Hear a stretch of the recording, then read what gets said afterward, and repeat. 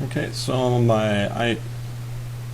so my mental age is 2,900, and my chronological age is 32. So that puts my IQ at over 9,000.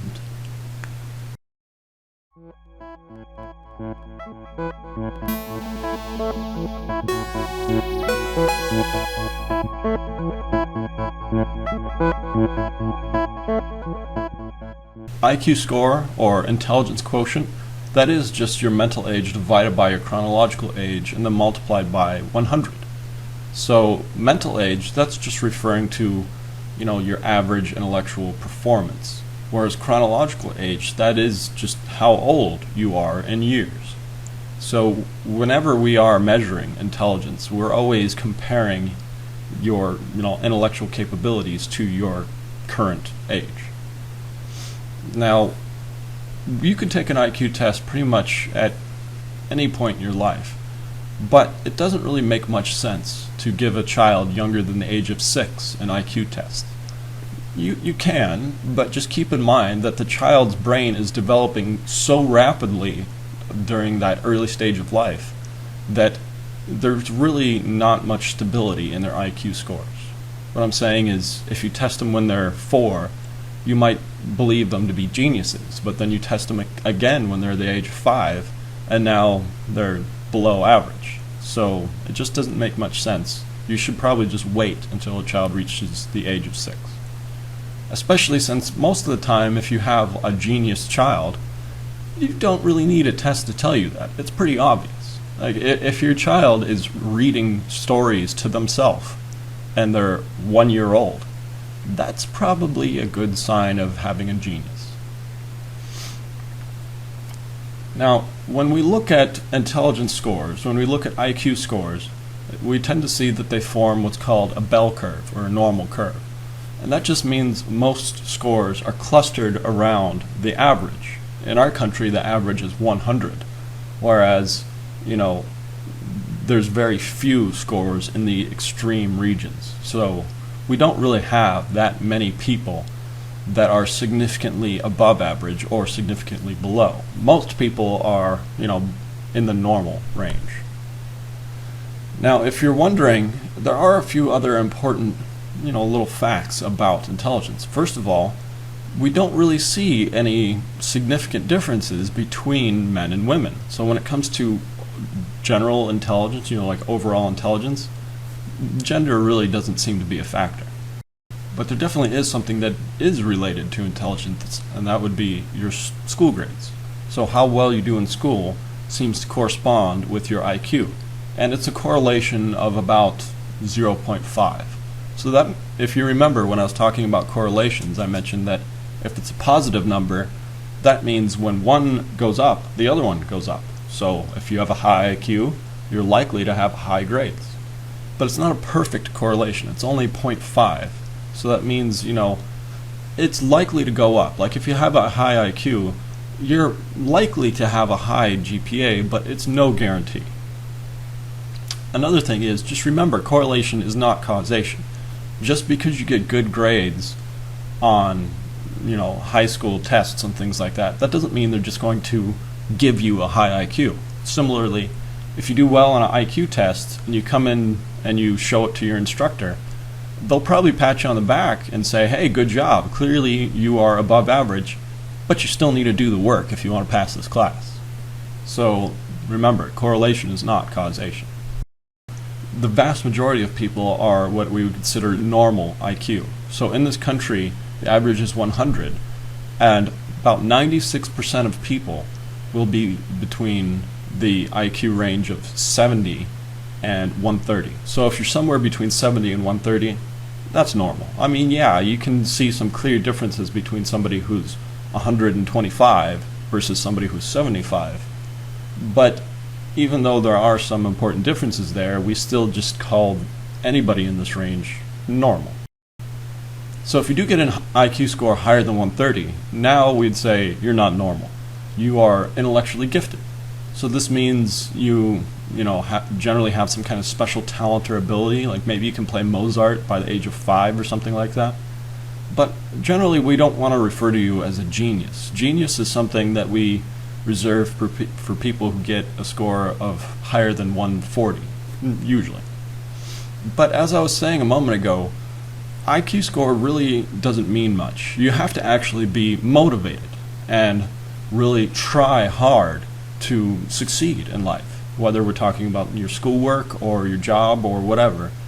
It's the people that are motivated to succeed tend to be the ones that do the best. So IQ score, it does relate to your school grades, but it's not everything. If you want to see an example of what a genius looks like, I've actually included a link down in the comments below. So check that video out. If you're at the other end of the spectrum, now we would say you have an intellectual disability. So if you have an IQ score below 70 and significant impairment in your adaptive behavior, then you are intellectually disabled.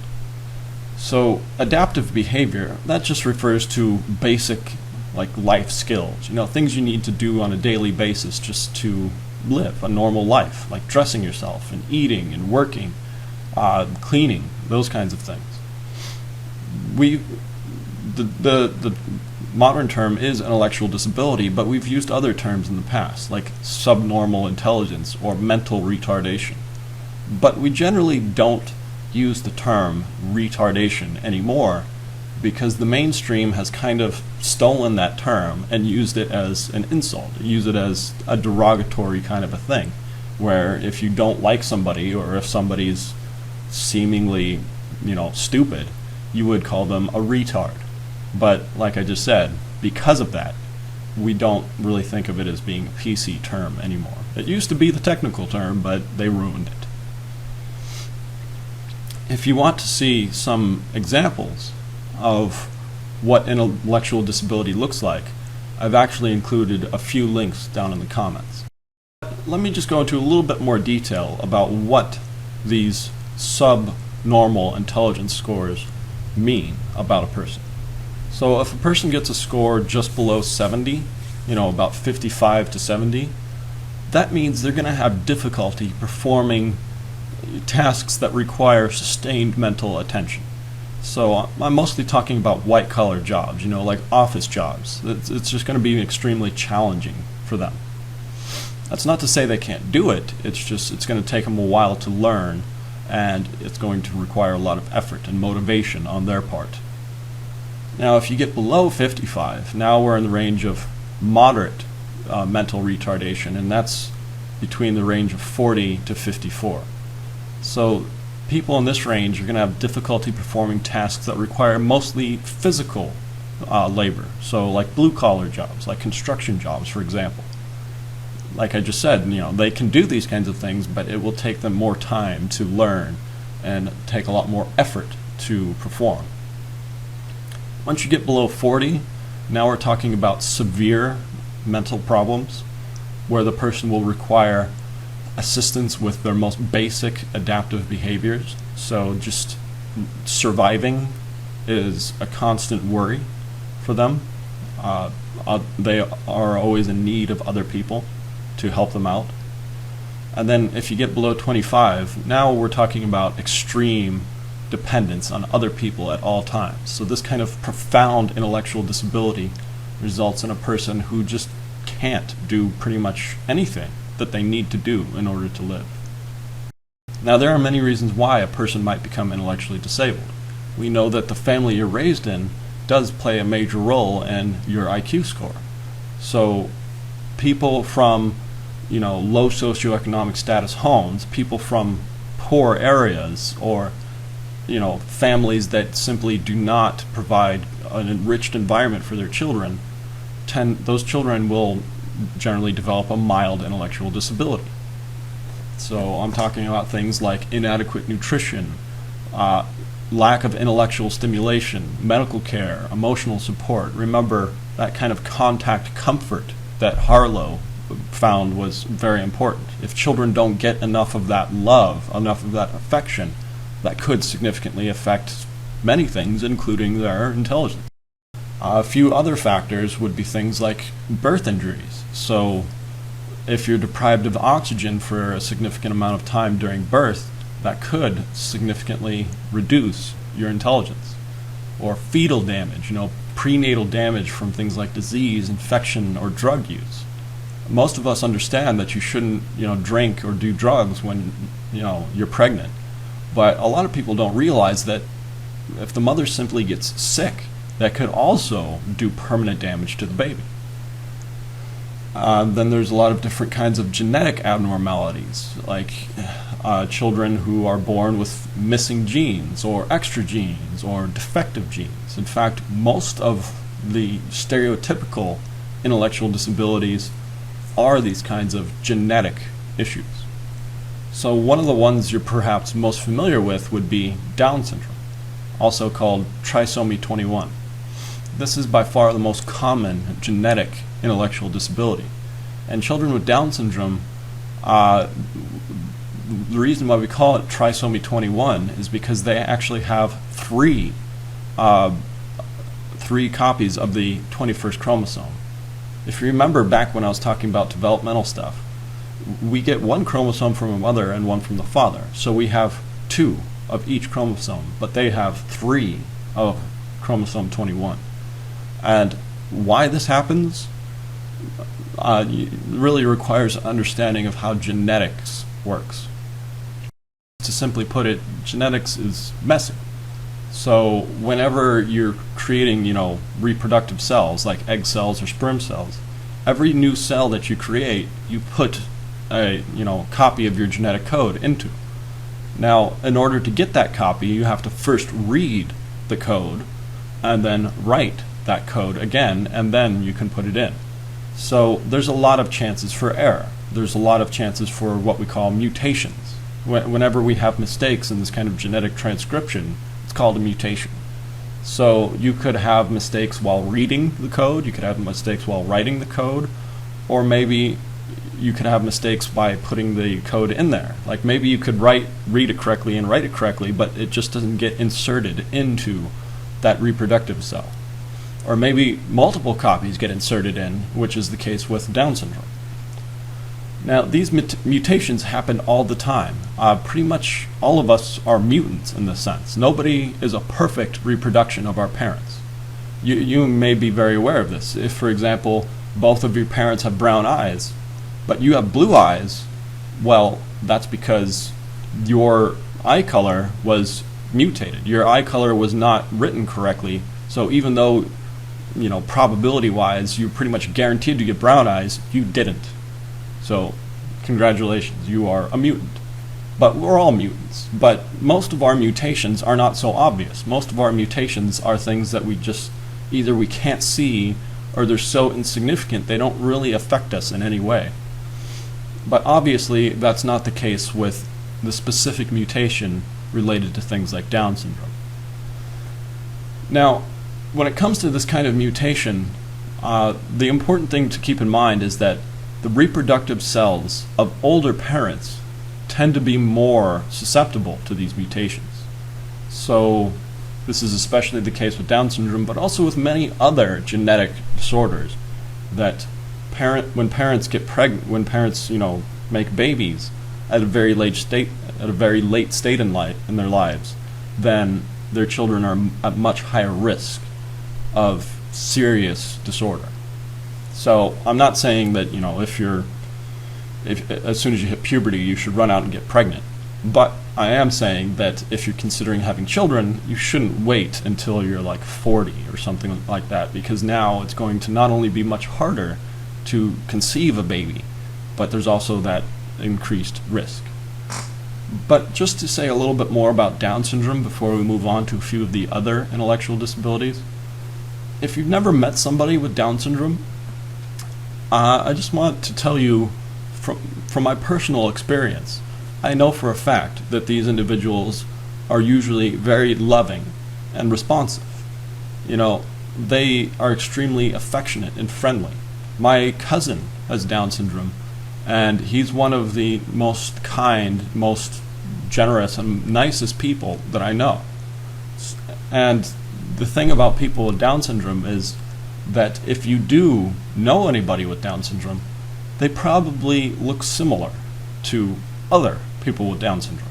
And that is, going along with this intellectual disability, there's also specific kind of facial features, specific kind of speech patterns, and so on. So they are very similar in many, many ways. If you want to see an example of what an individual with Down syndrome looks like, talks like, and is also capable of doing in a workplace, I've included a link down in the comments. But Down syndrome, that's just one. It is definitely the most common, but it's just one of the many different genetic intellectual disabilities that are out there. The second most common would be Fragile X.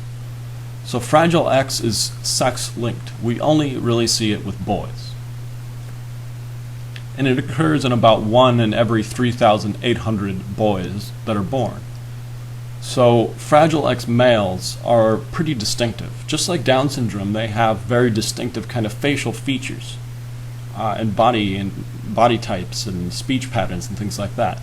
But you'll be able to identify a male, an adult male with Fragile X, because they'll have a very long and thin face and kind of protruding ears.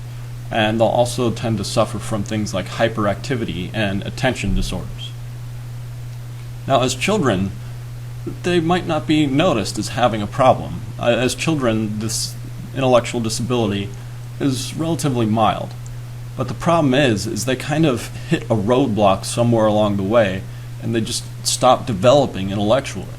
So this mild intellectual disability during childhood will quickly become a very serious, a very severe intellectual disability in adulthood.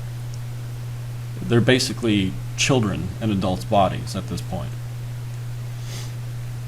Then you have Phenyketonuria, or PKU. This is a genetic disorder that involves the lack of production of an important enzyme, which will cause the buildup of phenylpyruvic acid, which is a very destructive chemical. So in other words, this genetic problem prevents the breakdown of this destructive acid, and that acid will just build up and build up and build up, and it will progressively destroy the brain. If left untreated, it will cause severe intellectual disability by the age of 3. And the scary thing about PKU, well, the good thing is that you can treat it. You can, use artificial enzyme to treat it. But the bad thing, the scary thing, is that it's not easy to tell that a child has PKU. There's no distinctive kind of facial features or behavioral patterns. You just basically have to test the child to make sure they don't have this problem. Now, one of the most striking, perhaps, would be microcephaly, or small-headedness. If you've ever called somebody a pinhead, it's referring to this particular disorder. So, a person with microcephaly has an extremely small skull. So the cranial cavity, the part of our skull that protrudes up and out, and that's where our brain gets all its room to expand, that part of the skull just basically fuses at an extremely early age. So if you weren't aware of this, babies, up until they're much older, they do not have a fused skull. They have a soft spot, and it's basically like an X pattern like this. So there's like 4 plates that allow the brain to push out and expand as the brain gets larger. Well, for whatever reason, maybe it's genetics, maybe it's something else, but for whatever reason, people with microcephaly, their skull just fuses, like by the age of 1 or something like that. And then as they get older, their brain literally doesn't have any room to grow, so it doesn't. Now, something that looks completely different, something that's visually the opposite, would be hydrocephaly, or water on the brain. A person who has hydrocephaly will appear to have a massive skull. Like, it looks, when you look at them, it looks like their brain is about 4 or 5 times the size of a regular brain. But that's not actually the case, because what happened with these individuals is that when they were born and as they grew up, they had an excess of cerebrospinal fluid being produced. So that huge skull is mostly just water. The water, the cerebrospinal fluid pushes the skull up and out while it's still not fused. And by the time the skull fuses, it's been, blown up like a balloon, like a water balloon. But just like you would imagine with a water balloon, it's not only pushing up and out, it's also pushing to the sides and pushing down. So the brain is cramped. The brain is like kind of crushed towards the bottom of the cranial cavity. So if you were to open up one of these individual skulls, you would see just a big empty area full of fluid, and then the brain being squished up against the bottom of the skull. So people who are hydrocephalic, even though they have a huge head, the size of their brain is actually more similar to people with microcephaly. And their intellectual capabilities are also similar. One last one I wanted to mention is cretinism, also known as congenital hypothyroidism. This also results in distinctive kind of facial malformations. And now one last one I wanted to mention is cretinism, or congenital hypothyroidism. And this is due to an insufficient supply of the thyroid hormone. So you can treat this. You can give the child thyroid. But if left untreated, it will definitely result in severe intellectual, retardations, and also distinctive kind of facial features. Genetic disorders can obviously cause severe intellectual disabilities, but how much of your intellectual capability is actually inherited? So how much of your intellectual disability is actually encoded into those genes? Well, that's been the topic of a lot of research over the years, and one of the most interesting findings was produced by what's called the Minnesota Twin Study. Now, in this twin study, what we see is that, we compared, siblings, different kinds of siblings. So we compared identical twins raised together against identical twins raised apart, and then, normal brother and sister kind of pairs raised together versus raised apart, and so on and so on and so on. So here's the basics of what they found. They found that when identical twins are raised together, their IQ scores are extremely similar. So we're talking about a correlation of like 0.9. That's extremely high. But when they're raised apart, it's still extremely high. It's about 0.75 or something like that. So clearly, the vast majority of your intellectual capability is encoded into your genes. That definitely seems to be the case. We see the exact same pattern when we look at non-identical, siblings. So brothers and sisters raised together, they generally have a pretty high IQ score similarity. So we're talking like 0.5 or something like that. But when they're raised apart, now it's much closer to like 0.2 or 0.25. So you can definitely see the influence of the environment there, but these findings clearly show the importance of genes when it comes to determining your intelligence. So if your parents have a high IQ, then it's very good news. It's very likely that you'll have a high IQ as well. But as I've already said a few times, it's not all about the genes. The environment does play an important role. And the primary way that I've been describing that it plays a role is through socioeconomic status. So we have seen time and time again that children who come from a low socioeconomic status, they tend to have lower IQ scores, whereas children in a high socioeconomic status tend to have higher IQ scores.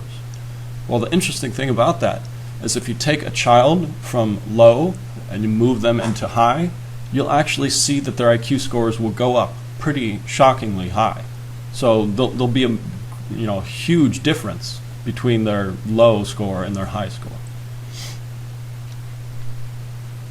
Some other important environmental things that we know can increase children's IQ scores would be things like early educational programs. So as a parent and as a psychologist, I would definitely urge you, if you have children, to get your children into some kind of education as quickly as possible. So I'm not saying you need to pay hundreds and hundreds of dollars, but just get them into like a daycare or a kindergarten or something like that as soon as you can. That'll definitely, pay off in the long run. Clearly, both genetics and the environment play very important roles. It's not really a question of which one of the two is it. It's more so a question of which one plays the bigger role than the other. Now, I would argue that in accordance with the Minnesota Twin study, that the genetics is perhaps the more important factor. But obviously, you have to have an adequate environment. It doesn't matter how great your genetics are. If you're raised in an extremely abusive and an extremely impoverished environment, your intelligence will be undeveloped. It will be wasted. So as long as you have adequate environmental support, good genes will result in you having very high IQ, is what I would argue. But the precise degree that each one of these two factors contributes is still, being debated today.